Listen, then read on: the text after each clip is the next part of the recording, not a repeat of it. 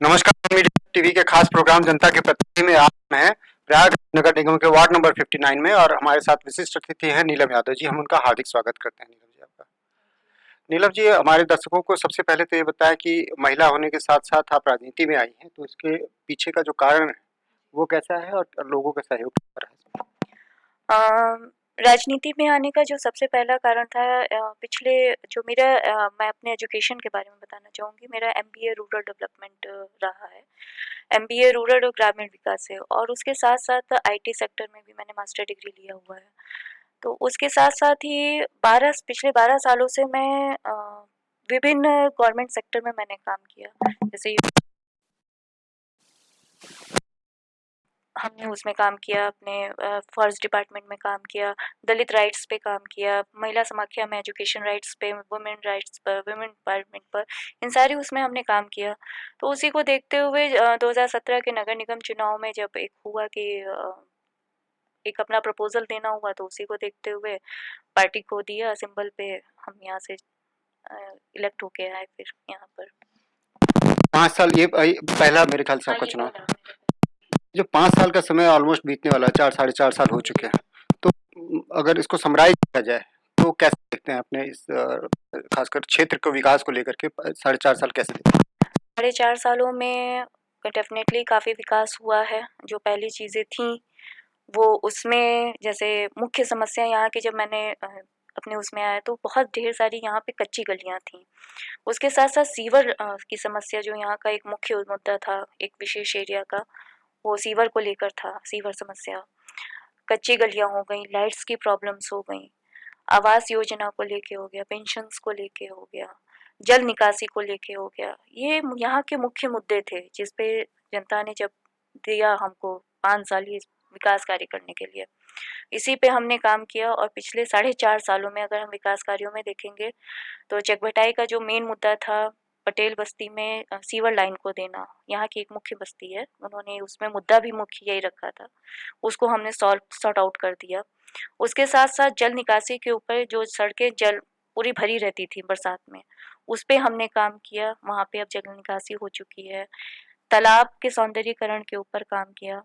इस समय हमारे यहाँ कुम्हार बस्ती में तालाब है, उसके सौंदर्यीकरण का काम चल रहा है, जल संरक्षण को लेकर, उस पे काम किया है। उसके साथ-साथ एक वाटर लॉगिंग का पूरा एरिया, हमारा पूरा फ़तेह मोहम्मद एरिया है। उस एरिया में 24 आवर्स अगर हम देखें, और इंटू 7 इंटू 365 डेज वहाँ पर पंप के माध्यम से पानी निकाला जा रहा है। आज भी जो है लगातार पंप वहाँ पे चलता रहता है। तो उस समस्या को दूर करने के लिए हमने अंडरग्राउंड वाटर ड्रेनेज सिस्टम हम लेकर आए हैं, वो भी अभी हमारे यहाँ काम चल रहा है। उसको हम लोग मुख्य नाले से जोड़ रहे हैं, तो एक ये भी बहुत बड़ा प्रोजेक्ट हमने लाया है। उसके साथ साथ लाइट की, यहाँ पर जो स्ट्रीट लाइट्स थी, कई मोहल्लों में कई क्षेत्र ऐसे हैं, जैसे दक्षिण लोकपुर हो गया, उत्तरी लोकपुर का एरिया हो गया, भटाई का एरिया हो गया, यादव बस्ती हो गई, लेबर कॉलोनी हो गई, रिफ्यूजी कॉलोनी हो गई, तो काफ़ी स्ट्रीट लाइट्स भी लगवाया है हमने। उसके साथ साथ सेमी हाई मास्क भी लगवाया है। पार्कों के सौंदर्य, पार्कों का हमारे यहाँ एक मुख्य पार्क है, रामलीला पार्क है, इसके सौंदर्यीकरण का भी एक प्रोजेक्ट दिया गया था, जो वो पास हो गया था, तो वो भी हो रहा है। उसके साथ साथ ओपन एयर जिम, जो जो भी मतलब नई नई जो हमारी स्मार्ट सिटी को में प्रोजेक्ट आ रहे हैं अपने बोर्ड को स्मार्ट करने के लिए, वो है, तो उसमें ओपन एयर जिम भी लिया गया, वो भी हमारे यहाँ लग चुका है। उसके साथ साथ जैसे ये तो हो गया हमारे इंफ्रास्ट्रक्चरल, जो एक मुख्य प्रॉब्लम्स होती हैं, जो जनता की प्रॉब्लम है, जैसे कि आवास योजना, हमारी सरकार का, हमारे माननीय प्रधानमंत्री जी का, मुख्यमंत्री जी का एक है कि सपना है वो कि अ, हर एक गरीब के पास, जो जिनके पास अपना आवास नहीं है, कच्चे में रह रहा है, उसके पास अपना आवास होना चाहिए। आज कितने लोग हैं जिनके पास पैसे ना होने के कारण ज़मीन भी है, लेकिन वो घर नहीं बनवा पा रहे हैं, कच्चे में रह रहे हैं। तो ऐसे लोगों को हमने करीब 201 205 के लगभग ऐसे हैं जिनको हमने प्रधानमंत्री आवास योजना के तहत लगभग वो फाइनल होके आ चुके हैं। बस अब उनका पैसा जो है आना बाकी रह गया है। तो इस समस्या को हमने अपने यहाँ दूर किया है। तो इस तरीके से हम धीरे-धीरे अपने वार्ड को स्मार्ट बना रहे हैं। एक पार्षद जनता से बहुत कनेक्ट निगम वो छोटी इकाई है जिससे कि जनता सीधे-सीधे रूबरू होता है। विधायक हैं और सारे सांसद होते हैं। उनसे वो अपनी शिकायतें रोज़ नहीं कह सकता, आपके पास रोज़ आते हैं। लेकिन नगर निगम के पार्षद होने के साथ-साथ एक लिमिटेशंस भी होती है काम कराने का, क्योंकि वो भी लिमिटेशंस होती है। कुछ काम ऐसे होते हैं जो कि रह जाते हैं। कहा जाता है कि हम करने की कोशिश करते हैं, आपके दिमाग में भी होता है कि हम ये काम करेंगे। उनको प्रायोरिटी पे भी रखा जाता है, बट वो लिमिटेशंस के कारण रह जाती है। ऐसे कुछ कार्य हैं जो कि बिल्कुल है क्योंकि 74वां संशोधन लागू नहीं है, जिसके वजह से पार्षदों के पास बहुत लिमिटेड, केवल और केवल देखा जाए तो केवल साफ-सफाई, नाली, झाड़ू, कुत्ता, बिल्ली मतलब उठवाना और यही साफ-सफाई करवाना ही पार्षद का मुख्य काम है। 74वां संशोधन लागू ना होने के कारण हम लोगों को ना ही इसमें कोई भी बजट अलॉट होता है। हमको एक अगर छोटी-सी कहीं क्षतिग्रस्त पुलिया हो गई, तो 5,000 की पुलिया का अगर तत्काल हमको काम करवाना तो हम नहीं करवा सकते हैं। उसको हमें भी जो है अप्रूवल लेना है, वो जब पास होगा तभी वो होगा। तो ये लिमिटेशंस हैं और उसके लिए हमको जो है हम लोग लगातार आवाज़ भी उठा रहे हैं, हमारे सभी पार्षद लोग मिलके, क्योंकि सरकार भी हमारी है, केंद्र में भी हमारी सरकार है, राज्य में भी हमारी सरकार है और इसको हम लोग लगातार यहाँ से उठा रहे हैं, यहीं से नहीं, केवल प्रयागराज नगर निगम की बात नहीं कर रहे हैं, जितने भी हमारे 16 नगर निगम है, आगरा हो गया, फिरोजाबाद, पूरे एक ये मंच बना हुआ है, जिसमें सभी पार्षद लोग इस चीज़ की डिमांड उठा रहे हैं कि 74वां संशोधन लागू होना बहुत ज़रूरी है, क्योंकि ये समस्या होती है। क्योंकि एक छोटी-सी भी नाली अगर कहीं टूटी हुई तो हम गोट नहीं बनवा सकते हैं। हम वो एकदम मजबूर होके बैठे हुए हैं। हम दिखवा रहे हैं कि हाँ ठीक है, पहले वो एस्टीमेट बनेगा, फिर वो पास होगा, वो सारी चीज़ें होंगी। तो ये चीज़ें हैं, ये हैं लिमिटेशंस। प्रयागराज को है 100 स्मार्ट सिटी बनने वाले हैं देश में, उसमें प्रयागराज को भी जगह मिली हुई है। अभी हाल में खबर आई कि जो प्रयागराज स्मार्ट सिटी के पायदान नंबर 15वें से उठ करके 11वें में आ गया है। कौन से ऐसे काम हैं जो कि प्रयागराज में एज ए स्मार्ट सिटी आपको लगता है कि हाँ ये काम अच्छे हो रहे हैं, और क्या सुझाव हैं कि ऐसा होगा तो हम और पायदान ऊपर चढ़ेंगे और कुछ जो है लोगों का भी फायदा होगा, हम ज़्यादा स्मार्ट बन। स्मार्ट सिटी के तहत हमारा प्रयागराज लिया गया है और नो डाउट 15वें से हम लोग और ऊपर रैंकिंग में आए हैं। लेकिन अभी भी जो नैनी जिस क्षेत्र में हम लोग हैं, ये अभी डी उसमें सेक्टर में लिया गया है। मतलब अभी फाफा मऊ सेक्शन चल रहा है और उसके बाद वो फेज़ ख़त्म होने के बाद तब नैनी में शुरुआत होगी। तो अभी तो हम लोग स्मार्टनेस से दूर हैं, लेकिन फिर भी जैसे बहुत चीज़ें स्मार्टनेस में, जैसे ओपन एयर जिम लग रहे हैं, पार्कों का सौंदर्यीकरण हो रहा है, सड़कें बन रही, 15वें वित्त के अंतर्गत सड़कें, जो कच्ची सड़कें थीं उनको कन्वर्ट किया जा रहा है कि कच्ची सड़कें ना रह जाएं, और रोड चौड़ीकरण, अतिक्रमण जहाँ पे होता है हो रहा है, वेंडिंग जोन्स बन रहे हैं। मतलब वेंडर्स जो इधर उधर ठेलिया रेहड़ी पटरी दुकानदार हैं, उनको व्यवस्थित करने के लिए जगह जगह वेंडिंग जोन बन भी गया है। एक जगह, 2 जगह हमारी चिन्हीकरण में है, कई जगह और इस बार भी प्रपोजल में है, तो वो भी चल रहा है। उसके साथ साथ हमारा जो मेन यहाँ की समस्या है, सीवर की समस्या है। क्योंकि हर आदमी को जो है ये एक होता है कि सीवर का होना चाहिए। एसटीपी हमारे यहाँ बन रही है अभी, वो जब तक बन नहीं जाएगी तब तक पूरे नैनी एरिया में सीवर का काम हो नहीं सकता। और ना जो एनजीटी का जो आया हुआ है, नॉर्म्स आए हुए हैं, उसमें हम सीवर का पानी नाले में हम नहीं कर सकते हैं। तो ये हमारे पास एक बहुत बड़ी प्रॉब्लम आ जाती है। और मतलब ये सारी प्रॉब्लम्स हैं जो हम लोग फेस कर रहे हैं इसको स्मार्ट से। और प्रयागराज में अगर हम सिटी की बात करें तो काफ़ी डेवलपमेंट हो चुका है और हो भी रहा है।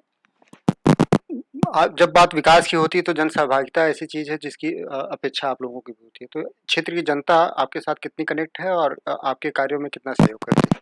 क्षेत्र की जनता सहयोग कर रही है। क्षेत्र की जनता अपनी समस्याएं भी बताती हैं कि इस तरीके की समस्या आ रही है, और सहयोग करने में, जैसे कि कोई समस्या का सॉर्ट आउट करने में, जैसे कोई सड़क बन रही है, अगर वहाँ पे कोई सड़क बनाने में अगर क्षेत्रीय भी अगर कोई प्रॉब्लम आई, लोकल लोग तो उसमें भी सहयोग करते हैं, या ठेकेदार अगर कोई गड़बड़ी करता है तो उसमें भी वो सहयोग करते हैं।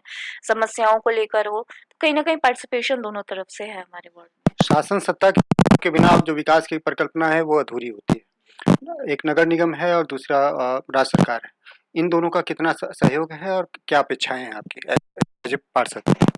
चूँकि कहना है यहाँ पे और बहुत अच्छा महसूस कर रही हूँ मैं कहते हुए कि केंद्र में भी हमारी सरकार है, राज्य में भी हमारी सरकार है, नगर निगम में जो हमारी मेयर हैं वो भी हमारी सरकार है और मैं खुद भी पार्षद बीजेपी से ही हूँ। तो एक पूरा तारतम्य जो कहते हैं टॉप टू बॉटम और बॉटम टू टॉप, जो एक सप्लाई चेन मैनेजमेंट का एक जो होता है, सप्लाई चेन होती है, वो एक तारतम्य बना हुआ है। और पिछले 5 सालों से कहीं पर भी कोई ऐसी प्रॉब्लम नहीं आई। कोई भी समस्या होती है, जैसे मैंने कहा सीवर लाइन की यहाँ की मुख्य समस्या थी, वाटर लॉगिंग की समस्या थी, तालाब के सौंदर्यीकरण की समस्या थी। तो उन सारी समस्याओं को जब हमने सदन के माध्यम से इसको माननीय महापौर जी के सामने रखा, शासन के अपने अपने विधायक के सामने रखा, सांसद के सामने रखा, तो वो कहीं न कहीं जो है उसका समस्याओं का सॉर्ट आउट हुआ है। तो कहीं न कहीं ये हम नहीं कहेंगे कि उनके बिना सहयोग के हम नहीं कर पाए हैं, क्योंकि पूरा एक तारतम्य बना हुआ है, नो डाउट आज तक बना हुआ है। की अपनी एक ज़िम्मेदारी होती है, तय चीज़ें हैं जो कि आपको करनी होती है। लेकिन सबसे जो मेजर इम्पैक्ट आता है वो आता है आपके इनोवेशंस कितना है, क्या कौन-सी चीज़ें हैं जो कि आपकी ज़िम्मेदारी के अलावा भी आपने क्षेत्र में की है?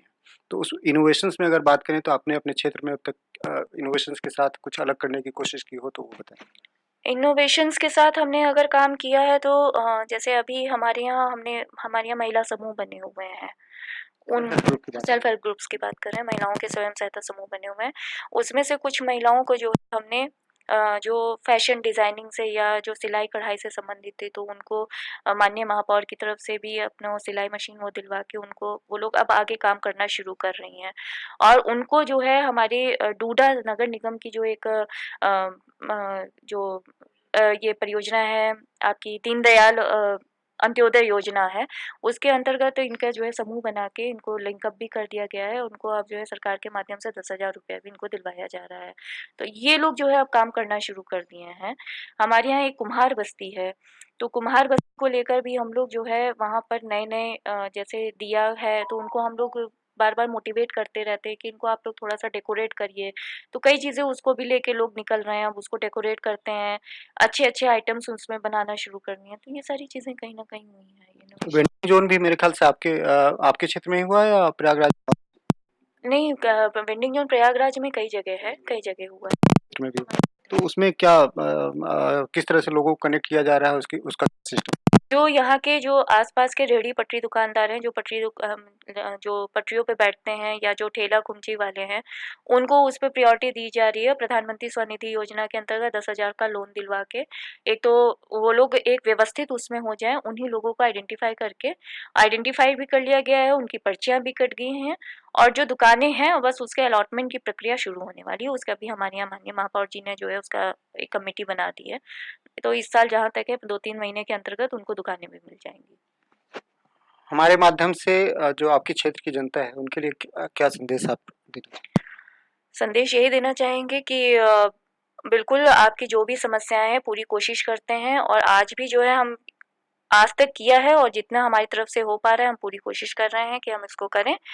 और यही है कि आप लोगों का जो सहयोग है, जो आप लोगों ने मेरे ऊपर विश्वास किया है वो बना रहे और जिस तरीके से आज तक आप लोगों ने पूरा हमें सहयोग दिया, अपना प्यार दिया है, आशीर्वाद दिया है, वो आपके बना रहे।